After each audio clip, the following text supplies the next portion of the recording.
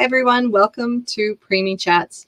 Preemie Chats is a program that is for healthcare professionals and parents to talk about what matters most to you, to explore new ideas, and to learn together. I'm Leah Whitehead. I'm the proud preemie mom and former journalist, and I'm hosting today from Halifax, Nova Scotia. Preemie Chats was created and is put on by the Canadian Premature Babies Foundation, also well known as CPBF.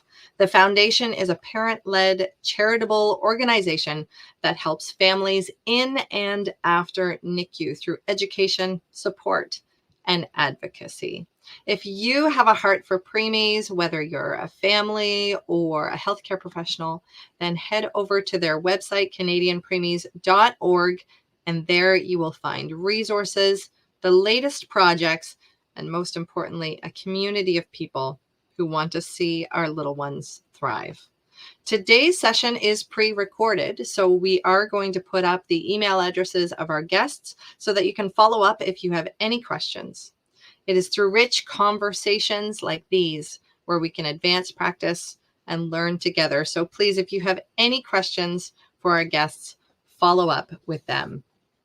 Today's topic is empowering early development, the vital role of early intervention in neonatal care and beyond, perspectives from a PT and OT team. On this Preemie Chat, we're going to be talking about the vital role that physiotherapy and occupational therapy play in early childhood development, with a focus on premature infants, from defining therapeutic objectives to discussing the benefits of early intervention and how to work best with your child's therapist. Our guests will highlight the impact that therapy can have on infants' lives and overall progress as they grow. They'll also be discussing the Silver Family Early Intervention Program and how the philosophy and structure of this program has been successful in supporting both babies and parents. Leading our discussion today, we're going to be joined by T.S. Frankel, a physiotherapist and a graduate of the University of Toronto. She is CME Level 2 and Halliwick certified and is affiliated with the University of Toronto Clinical Education and with the Canadian Alliance of Physiotherapy Regulators. She's been a physiotherapist at Zurenu Educational Center and Camp AIM for over 18 years. In 2017, Zurenu merged with Camp AIM to become Kayla's Children's Center. TS also has experience in pediatric private practice and is an authorizer with the Ontario Ministry of Health's Assistive Devices program, prescribing wheelchairs, walkers, and other devices. Alongside TS, we'll have Carolyn Katz, an occupational therapist and also a graduate of the University of Toronto, and she's affiliated with the University of Toronto's Clinical Education Department, as well as with the College of Occupational Therapists of Ontario. Carolyn has been an occupational therapist at Zurenu Educational Center and Camp AIM, which again became Kayla's Children's Center, or KCC, for over 25 years. Carolyn coordinates and services the Silver Family Early Intervention Program at KCC and provides OT services to KCC's nursery classroom. Carolyn has had her own private pediatric practice and has a special interest in feeding as well as sensory integration. She has extensive experience treating children with a variety of diagnoses and has received training in supplemental treatment approaches, including NDT, SOS, sensory integration techniques, and reflex integration. Carolyn is also Halliwick certified.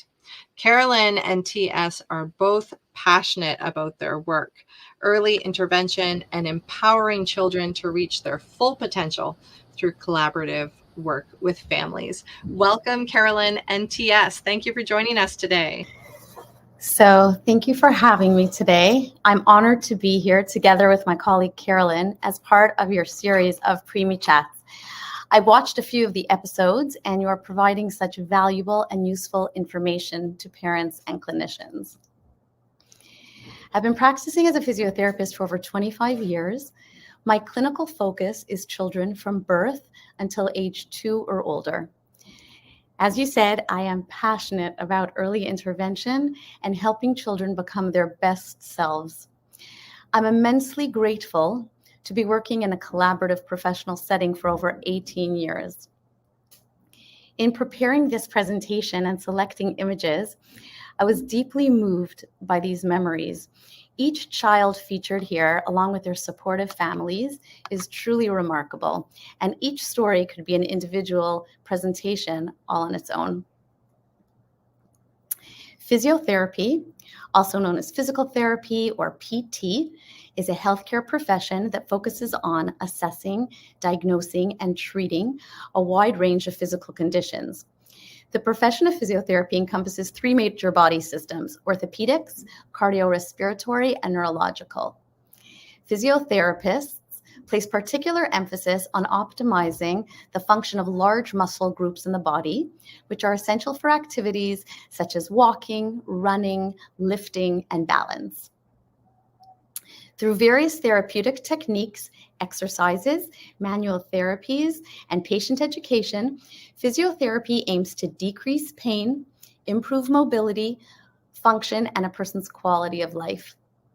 The PT's treatment approach evolves through continuous assessments to meet the individual's changing needs. Physiotherapists in the NICU play a crucial role in the care of preemies. As part of a team, PTs prioritize the preemie's safety. They assist in supporting their cardiorespiratory needs. They educate parents and caregivers on sensory integration techniques and proper positioning for the baby's optimal growth and development during their NICU stay and beyond. When appropriate, they provide gentle exercises and interventions to promote muscle tone, mobility, and motor skills.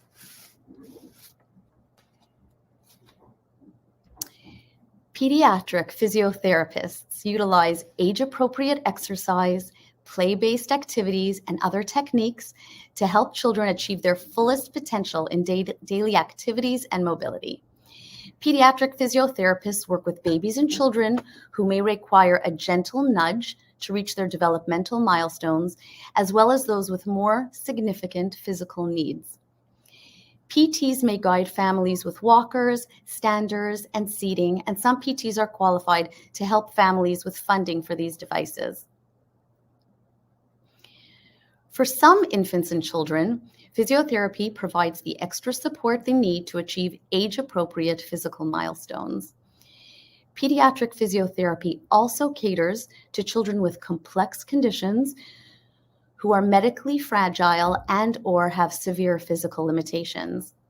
In every case, a physiotherapist develops a tailored treatment plan to address the specific needs and maximize a child's independence, all while considering the child's unique abilities and individualized goals.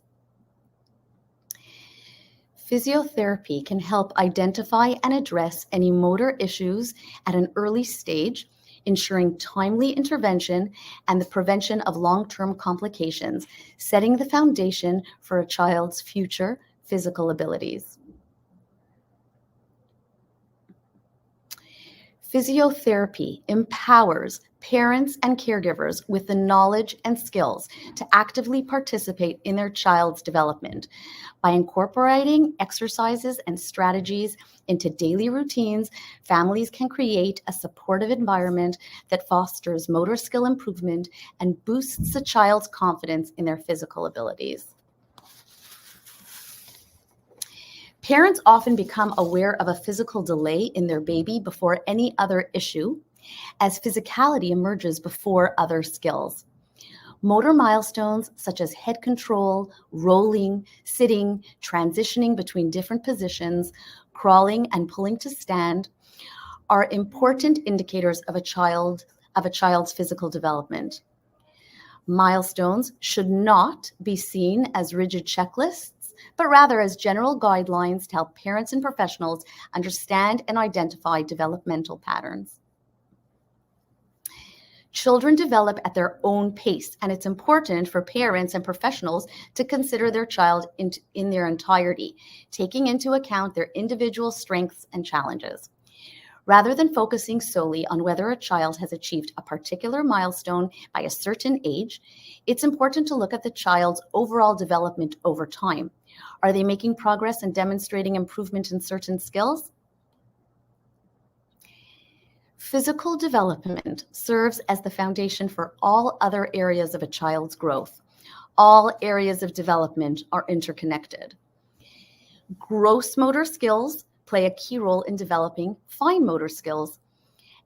As they start to master gross and fine motor skills, little ones gain the ability to explore their environment, interact with others, and engage in activities, laying the groundwork for their overall learning and experiences. As children learn to control their body and movements, their brain makes crucial connections that enhance language development, problem-solving abilities, spatial awareness, coordination, and self-regulation. This means that often, if a child is delayed physically, other developmental areas can be affected. Early intervention is the term used to describe the services and supports that are available to families, babies, and young children with developmental delays ranging from minor to significant. It may include speech therapy, physical therapy, occupational therapy, and other types of services based on the needs of the child and family. Early intervention can take different forms, from home visiting programs to consult with and support parents to direct treatments for children. Early intervention can have a significant impact on a child's ability to learn new skills and overcome challenges, and it will increase a child's success in life. While I believe parents should not stress over the timing of their child's gross motor milestone achievement, I do encourage them to provide a stimulating, enriched daily structure for their baby and proactively seek out resources that can support their child's development. Children are not limited to predictions and test results.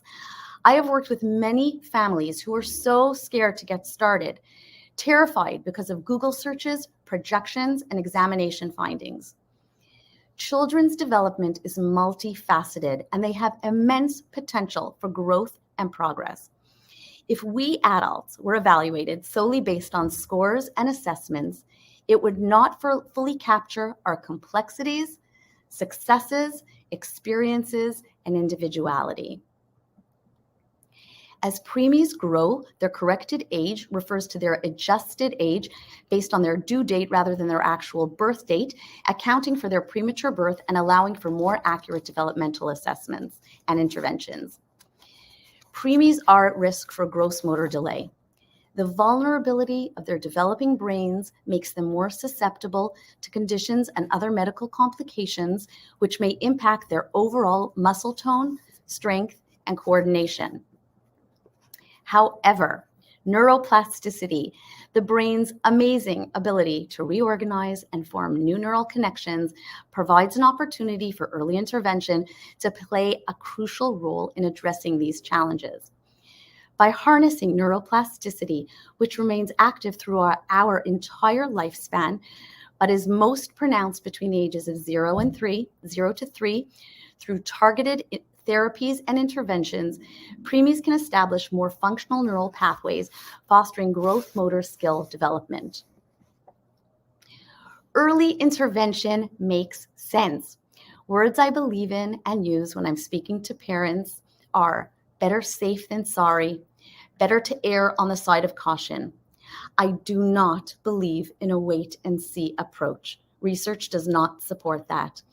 It is easier to affect change, and results can be achieved more quickly in younger children. If someone will remember only one point I am making today, I would like it to be this one. Be proactive and don't wait. If you think there is a hint of delay, that something isn't right, you are your baby's parent. You know best. If it's your first child and or you are not sure, find a good physiotherapist. The fact that your baby is born early means they would likely benefit from a PT assessment.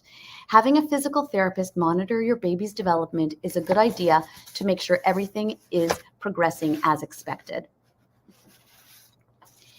Parents bring their babies for physiotherapy for various reasons. As discussed, some seek assistance due to a diagnosis, premature birth, and concerns about potential delays that their baby may be prone to, aiming to support their child's development and minimize any delay. Parents also generally know to check in when their child isn't meeting developmental milestones. Their child doesn't hold their head well, if they don't roll, sit, crawl, and pull up to standing in a timely manner. Some babies have been unwell or hospitalized, and though there were no physical concerns initially, they have not had the same opportunities to be on their tummy and explore their environment, and they have fallen behind. Parents should also be consulting a physiotherapist for common but less known reasons, such as if they feel their baby isn't tolerating tummy time, if their baby favors one side of their body, if they notice their baby keeps their head tilted to one side, is developing flatness on the back of their head, doesn't perform a skill well, or has difficulty transitioning, which is getting from one position to another, or doesn't transition from one position to another. At 4 months old, when placed in standing, babies should push up or bear their own weight. If, when placed in this position, babies resist this by collapsing or picking their feet up, I would advise checking in with a PT. Other compelling reasons to consult with a physiotherapist include when a child loses the ability to do a skill, is consistently sitting in a W sit posture, walks on their toes a lot, has an unusual walking pattern, or is falling a lot or seems unaware of their environment. While falls are a part of gross motor development, a child's balance should improve over time, resulting in fewer instances of falls as the child matures. Early intervention is sought to provide the best chance for acquiring gross motor abilities and ensuring optimal progress. A parent may reach out to their pediatrician or directly to a PT. I recall a first-time mother in her 40s who brought in her 8-month-old who was sitting but wasn't able to get into the position on his own and wasn't moving around on the floor. She wondered if he simply wasn't interested in being active. Within a month of targeted exercise, he not only started sitting more independently, but also became a busy crawler. Initially docile, he grew more curious and active. When I informed the mother that her child no longer needed PT sessions, she requested monthly check-ins. She valued the assessments of her baby's progress and the tips to support his ongoing development. Another time, I assisted a mother who had 2 older sons with low muscle tone and delayed motor milestones, both of whom did not receive physical therapy. When she brought her 3rd son, who also had low muscle tone, for PT, he was more developmentally on track, and she proudly shared that he grew up to be the most athletic of her boys. I have worked with several children whose parents were told they would never sit, stand, or walk. One friend I'm thinking about now is an independent sitter, zips around in his chair and walker, and can walk with one hand held. Every time I see him at it, I become emotional remembering his precarious beginning. Find a PT that has experience with preemies and early intervention. Make sure they listen to your concerns. You should feel heard. You want to be bringing someone onto your team. If you are able to seek out therapy in a multidisciplinary setting where there is a comprehensive healthcare team, this is preferred. I advise parents to share with their therapist any previous or current therapies they're doing with their little ones. Therapy works best when a therapist sees the full picture of the child, and this includes understanding what goes on at home or daycare and at different therapies. Ongoing communication as your child grows and develops will continue to enhance the PT experience. Ask questions, make suggestions, keep the conversation going with your child's PT. There may be publicly funded services available for families depending where one lives. When they are not materializing quickly or not affecting change, I believe a family should be encouraged to reach out to private therapists. A good therapist can arm a family with strategies to effect great change in their children. It's particularly painful for me as a PT to see children with mild physical needs whose parents decided to wait it out. By the time they come to see me at 2 or 3 years of age, the gap between them and their peers have widened. They've developed movement patterns that worked for them, and they may have some contractures on their body, which are areas of tightness. I wish I could have worked with them earlier when they were younger to provide better outcomes and less angst to the children. Every child has unique therapeutic goals. For some children, PT will help them sit with less support, use a walker, walk holding their parents' hand or hands, or allow them to assist in transfers. For other children, PT intervention will enhance their grace and coordination or enable them to walk. The common thread is that PT is life-enhancing for every child, even though their needs may vary. Through years of working with wonderful children and families with diverse physical needs ranging from minor to medically fragile and physically dependent, I have learned that no two children develop or respond in the same way. I have come to realize that every child possesses a natural desire for independence and movement, and the simple act of exploring and moving brings them joy. I have learned we can build on children's strengths and give them control and confidence. Change takes time. I have learned patience. I have learned to set high goals for them because children are limitless in their potential. I'll end with a story of someone who is very near and dear to my heart. I worked with a little girl whose parents were told to let her be, as she was perceived to have very limited potential and was expected to have a very poor quality of life. Initially, her health was unstable and she spent a lot of time in the hospital. Her parents began PT with her when she was medically stable and persevered with the sessions and home program through medical setbacks and surgeries.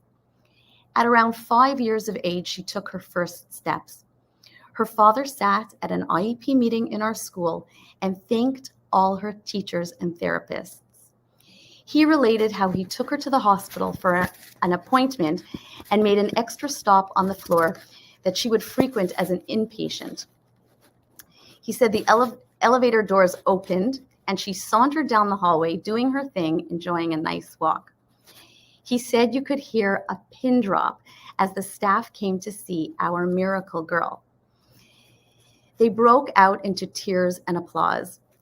Today, her physical ability keeps her healthy and happy. There is always hope for a better tomorrow. It may not be perfect, but it can be better. I hope that I have inspired you to view motor development in babies and children as a way to assist them in their overall development, learning, and quality of life. I hope I have encouraged you to recognize when to reach out and provide support to children who need it, ensuring children reach their fullest potential, setting them on a path to a healthier and more active life. Thank you.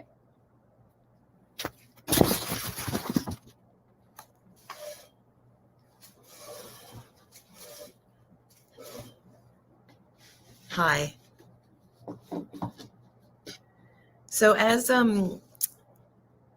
TS mentioned, we are both really excited and honored to be here on Preemie Chats Live, and really thank you for the opportunity of doing this.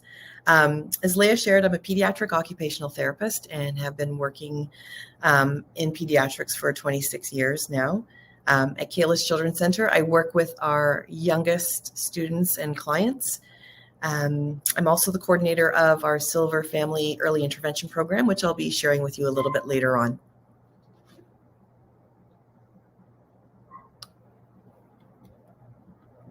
So, what is occupational therapy? Occupational therapists, or OTs, are healthcare professionals who assist people in resuming or maintaining participation in the areas of self-care, which can include eating, dressing, bathing, productivity, which is basically going to work or school, participating in the community, and leisure, play, participating in sports, gardening, social activities. OTs work with people to enhance their ability to engage in the occupations they want to do, need to do, or are expected to do.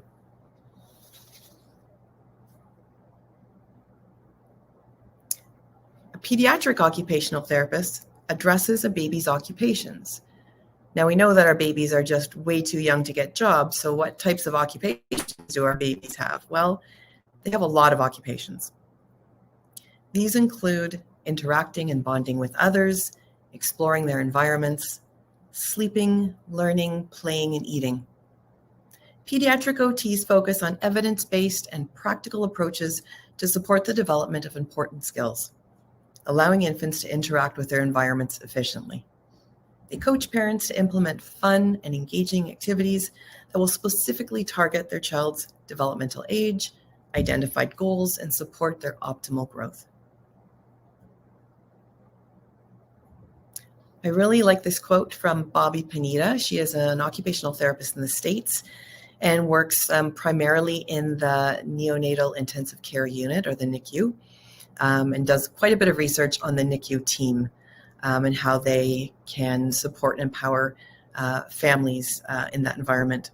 She really speaks to the importance of starting intervention or therapy early as in the NICU.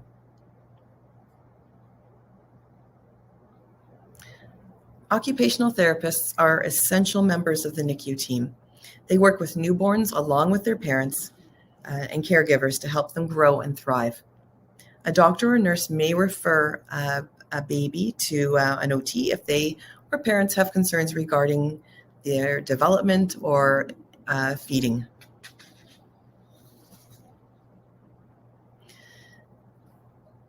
This care may include assessment of feeding skills and coaching regarding techniques and positioning for successful feeding, positioning and movement exercises to support development.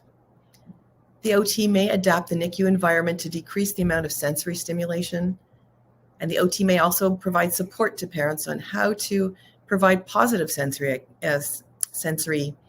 experiences to their child through massage to help their baby relax and respond in a positive way to touch, kangaroo care, talking to their babies, playing music, cuddling, rocking them.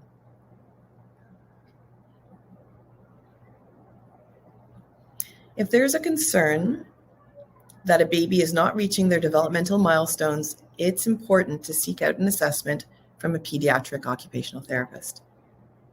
The OT conducts a thorough assessment of an infant's developmental function using standardized assessments, discussions and interviews with parents and caregivers, and using their clinical observations. They set goals together with parents and caregivers, reevaluate these goals, and adjust the goals as needed throughout the course of treatment.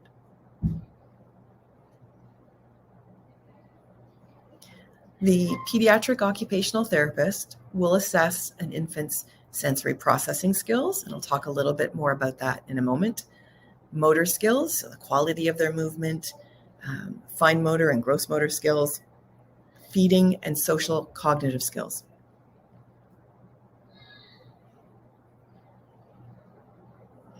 Occupational therapy treatment and intervention can include one-to-one treatment sessions, and this can occur in the family's home, where the OT would come into the home and provide intervention. It can also be that the family would come to a clinic and see the OT. Also parent coaching and consultation, as well as OTs will run a variety of groups providing intervention. So one topic I'd like to touch on briefly is sensory processing, especially as sensory processing, our challenges with sensory processing are quite prevalent in our preemie population. Sensory processing refers to our ability to regulate and process the sensory stimuli that we receive from the environment and from our own bodies. Babies take in sensory information from the environment around them. They make sense of it, which then helps them to understand themselves and how they can influence and impact their environment. This in turn helps them to participate in everyday activities such as playing, learning, interacting, eating, and sleeping. Our sensory systems start developing in utero, so very, very early on. The sense of touch is the earliest to start developing and the most mature system at birth. Our vestibular, or our movement sense system, and our proprioceptive, or our muscle sense systems, also develop in the womb and continue to develop as the baby moves and receives input through touch, swaddling, being rocked and held. These two senses support balance, an infant's ability to understand how they're positioned, so whether they're lying on their side, upright, upside down. If they are moving, it also supports the fact their ability to tolerate movement, their sense of body awareness, so knowing where their arms and legs are in relation to their body, and grading the amount of force they use to manipulate objects. Babies born preterm have different sensory experiences than those born at full term. For our preterm babies, early sensory development occurs in the NICU, where they're exposed to extra sounds, light, touch, often through invasive and uncomfortable procedures, and gravity while their brain is developing. These babies may find it difficult to process sensory information from the world around them, and this may impact their ability to tolerate bathing, diaper changing, any type of movement, so being rocked or changing positions. This also may impact their play skills, their temperament and self-regulation. So babies with challenges with sensory processing may have difficulty being soothed, and they may not be able to learn how to effectively soothe themselves. Poor sensory processing can also impact feeding, as well as an infant's ability to fall asleep and remain asleep.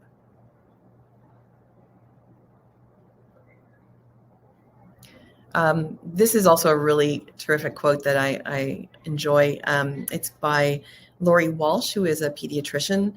She really highlights the importance of early intervention in terms of therapies and how it impacts a child's skills later on in their development. Identifying and treating potential issues early may not only reduce the length of time of therapy, but it can also reduce the potential impact on a child's development. As my colleague T.S. mentioned, developmental milestones should be used as a guide. Keep in mind that every baby is different and develops skills at different times and at different paces. Sometimes a child moves ahead at a faster speed in some areas compared to others. Preterm babies, as T.S. mentioned, will need to have their age adjusted to get a true sense of where they should be in their development.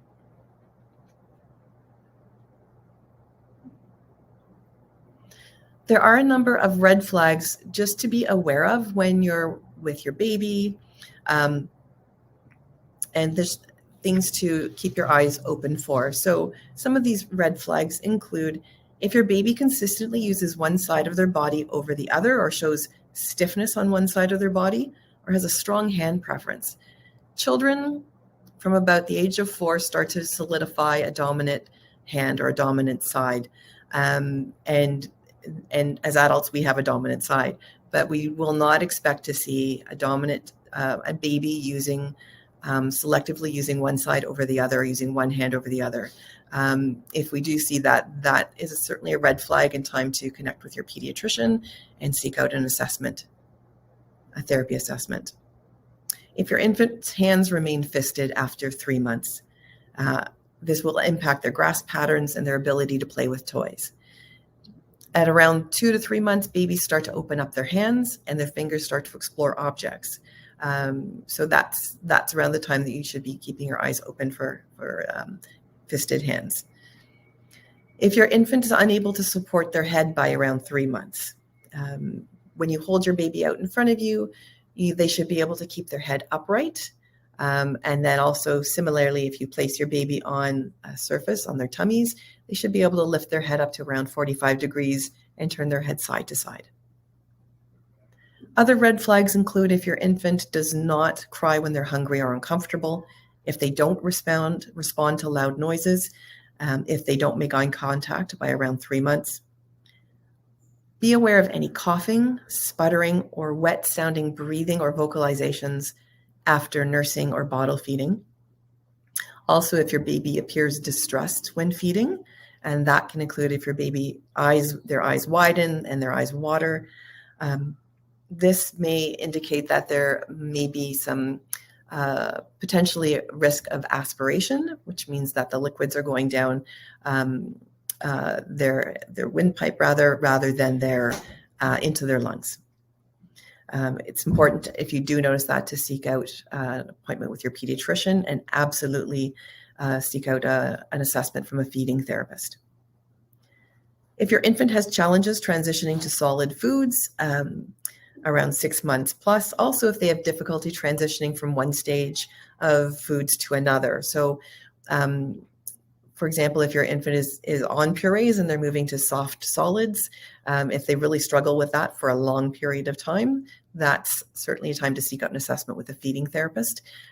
Also, we know that when babies are first introduced with solid foods, they'll spit the food out, they'll make a face, they may turn their head away, and it takes a few tries before they get the hang of it. I'm talking about consistent refusal, consistent food aversions that you see with your baby. That's when you should be seeking out support. As TS also mentioned, if your infant successfully reaches a developmental milestone and then loses that skill, and then also if they show delays in several developmental areas.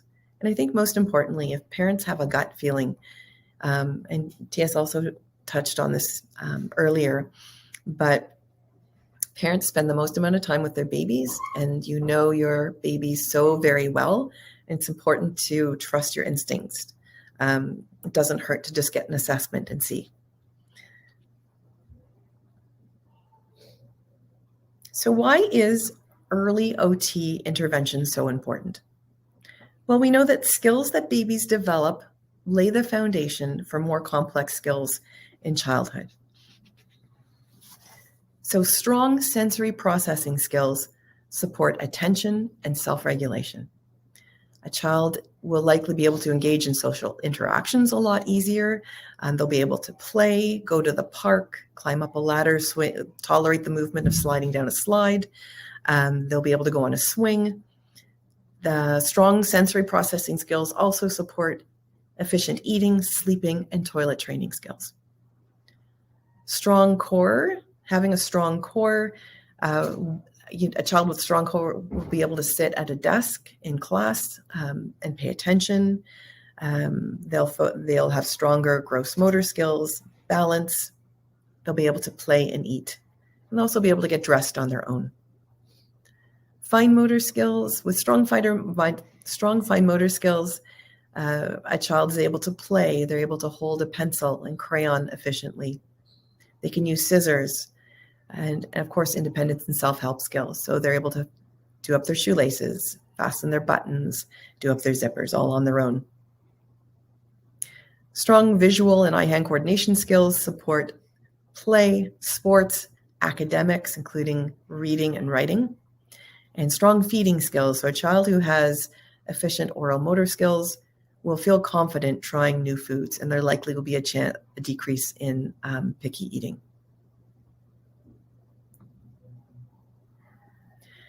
So that was a lot of information. I guess what I would love for everyone to take away is that developmental milestones fall within a range. Use them as a guide. And then saying that be aware of any red flags and keeping in mind, most importantly, that you are the expert on your baby. If you have a feeling that something just isn't right, absolutely seek out an assessment, a visit with your pediatrician to get everything checked out. And also the importance of early intervention. We know that it decreases the amount of time required for therapy, and it also supports your child's skills in the future. So now I'd like to take a little bit of time to discuss our Silver Family Early Intervention Program at Kayla's Children's Center. As mentioned, I'm the coordinator and also the occupational therapist in the program. The Early Intervention Infant Program originally started in 1992 at Zerenu Educational Center. And as Leah mentioned, in 2017, Zerenu and Camp AIM merged to form Kayla's Children's Center. And that's when the Silver Family Early Intervention Program was born. Our program is for infants and toddlers from birth to 2 years who either have a diagnosis, a developmental delay, or who may be at risk and require intervention in more than 2 areas. In the past and presently, we have infants with a diagnosis of Down syndrome, cerebral palsy, those that are medically fragile. We have babies with rare genetic disorders, gene mutations, and also those with no specific diagnosis and just aren't meeting their milestones. Parents and caregivers accompany their children to participate 2 mornings a week in our program. And we've had moms, dads, grandparents, nannies at times as well too. Our program offers a variety of tasks and activities encompassing all areas of development, including fine motor, gross motor, cognitive, communication, sensory, social and emotional, as well as feeding. So this little guy in the top left corner with the red hair, you can't miss him. He was a little boy in our program who had a really rough start to life and through many hospitalizations, and was G-tube fed. He also was very, very aversive to have anyone come near his mouth or have anything put in his mouth due to his previous experiences. So over time and coaching with mom and nanny who also came along, was a lot of education, a lot of play. We talked about following his lead, and also the importance of playing with food and food exploration. And we worked from this little guy putting a teether into his mouth, and then eventually taking a teether that had a little bit of puree in it and then placing it in his mouth as well too. And we just moved forward from there. So it was a really spectacular moment.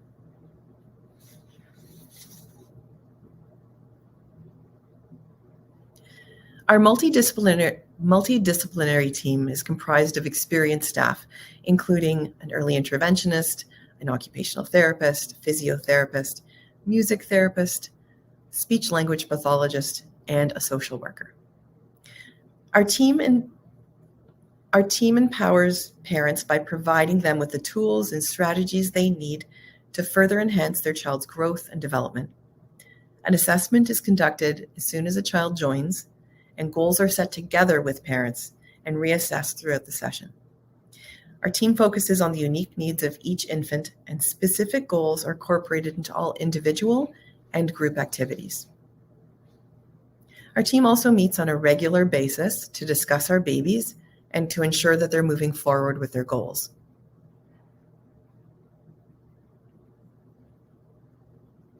Throughout the morning, involvement with the therapist may include one-to-one direct intervention with the child, small group intervention, consultation, and coaching with parents.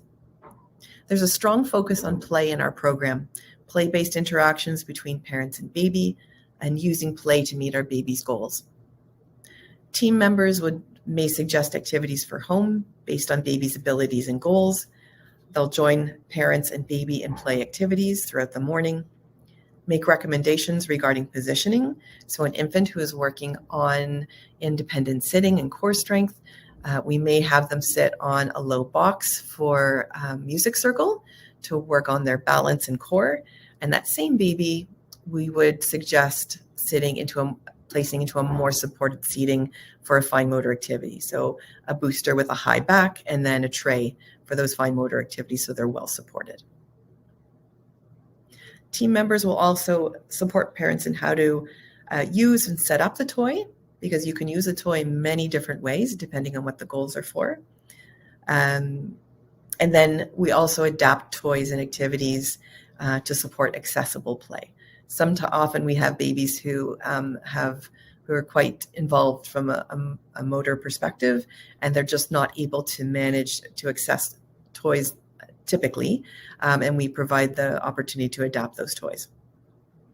We support parents in communicating with their baby, so working on interaction between parents and baby, turn taking, teaching parents signs, identifying what communication looks like, as it can look very different from one baby to the next.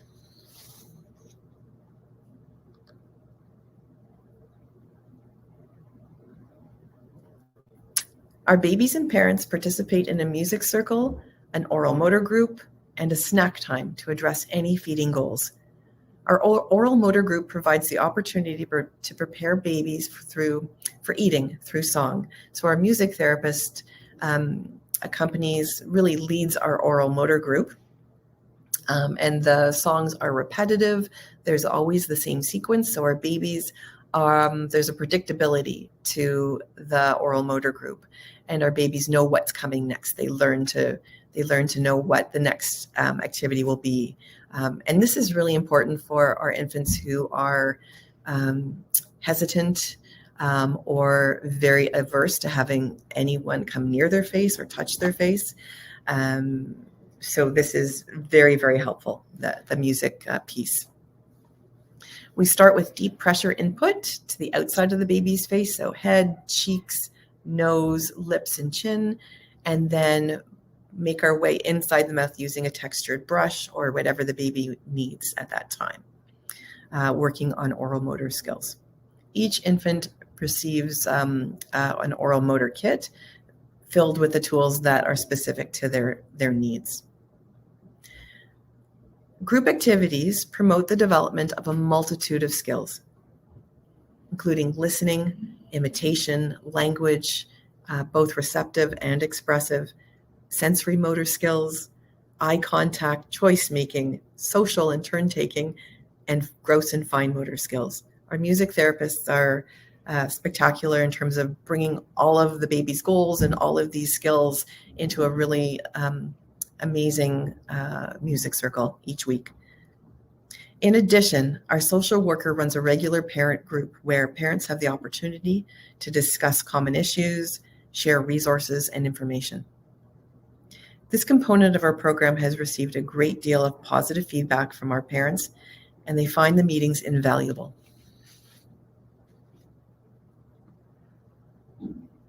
At Kayla's Children's Center, we are lucky to have access to a sensory gym, which is the picture on the far right, this little girl climbing up the ramp. In our sensory gym, we have a variety of suspended equipment, soft play equipment, swings, tunnels, balls for our babies to explore and work on a variety of skills. We also have access to Snoozlin Room, which offers a lot of highly sensorial equipment, so bubble tubes, lights, waterbed. And then more recently, we've opened up a pool at our center, and TS and I run a hydrotherapy group with the mums and the babies on a regular basis as well, which is a really terrific way to work on a multitude of skills in the pool. Often we're the first point of contact for parents at a very fragile time in their lives, and we find that the program is not only beneficial for our babies, but also highly beneficial for our parents. The group environment in the program allows for informal sharing, camaraderie, support, and sharing in the excitement of each baby's achievements, and many close friendships have developed as a result. Considering the therapy-rich component of our program, we really feel that we offer a unique and effective model for early intervention.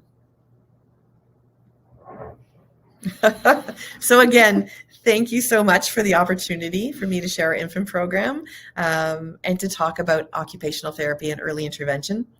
I'm happy to speak to anyone who's interested in finding more about our program. And I believe that Leah's has posted our TS and my, there we go.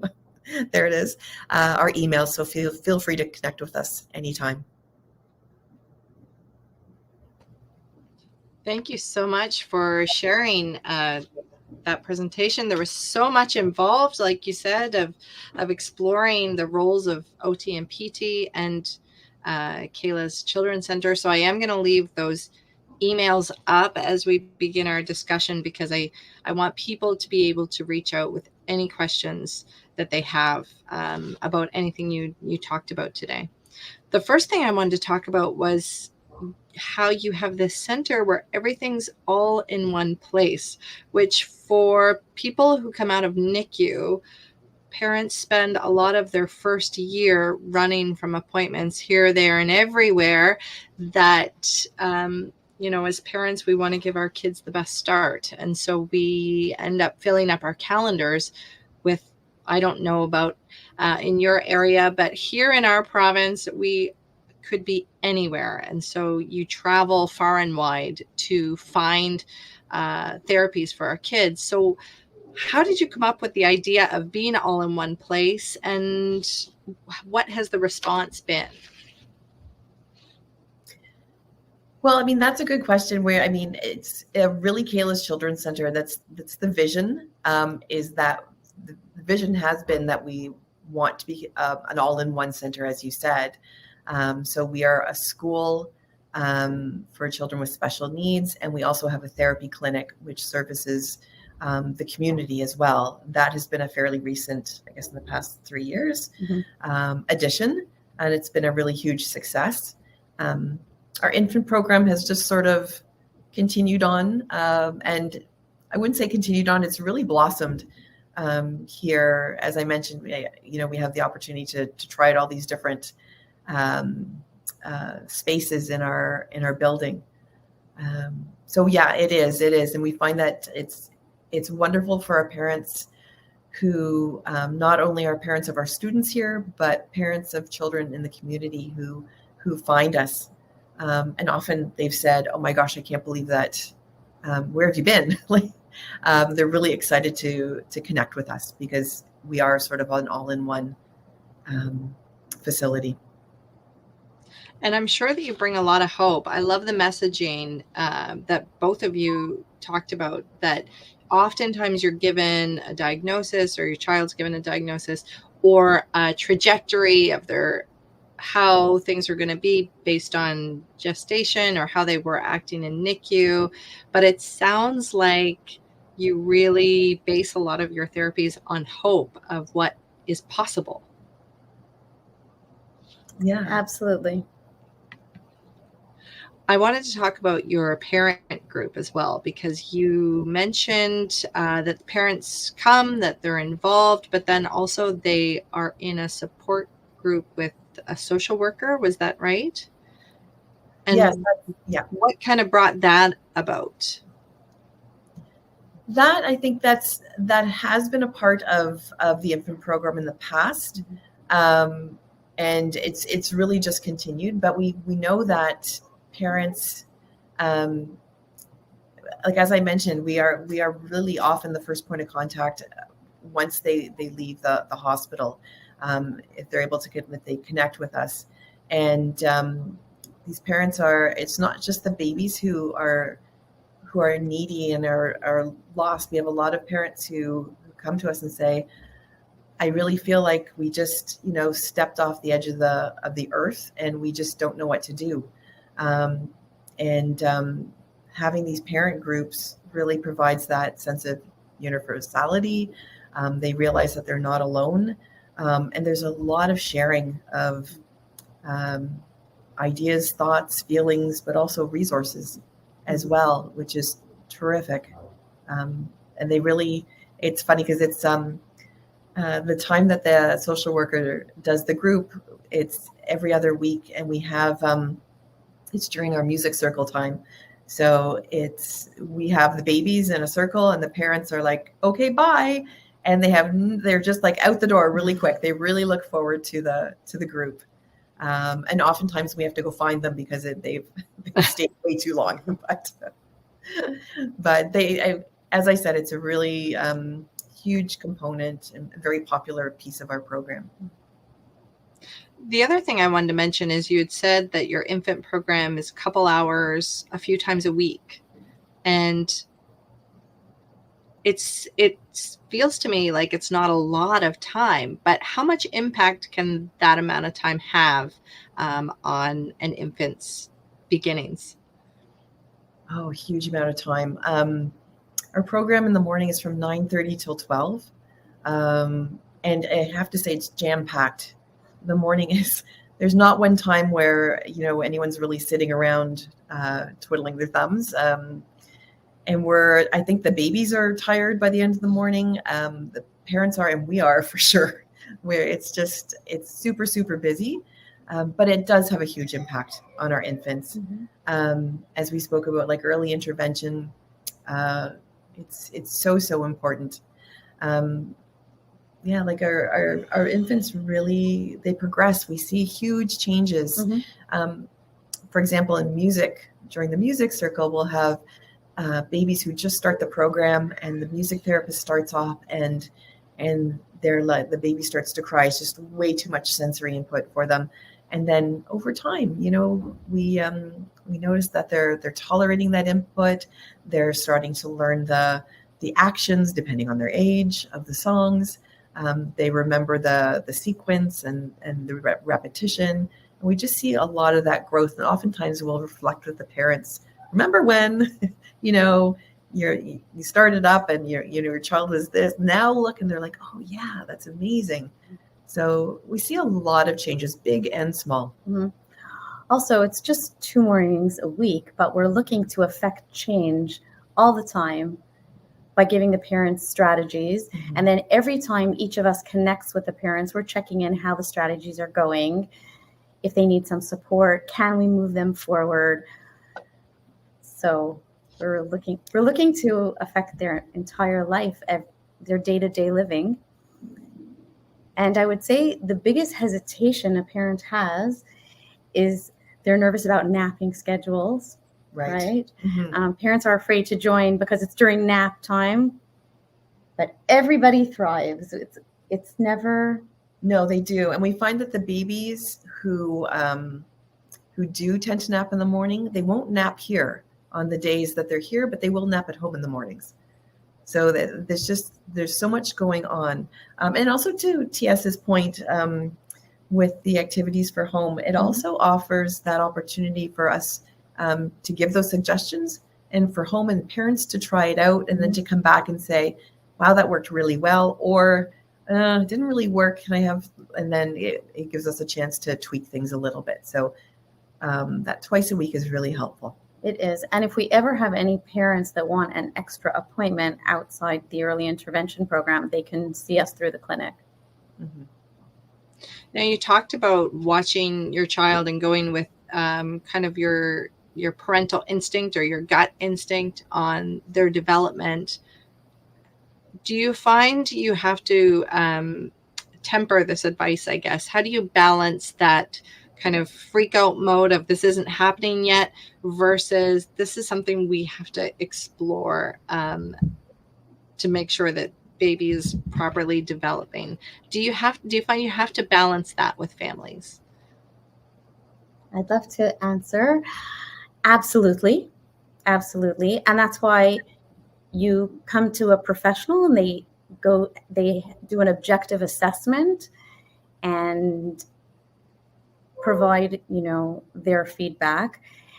And if the parent has overreacted, sometimes a parent comes in and what they originally came in for is not actually concerned, but there's something else.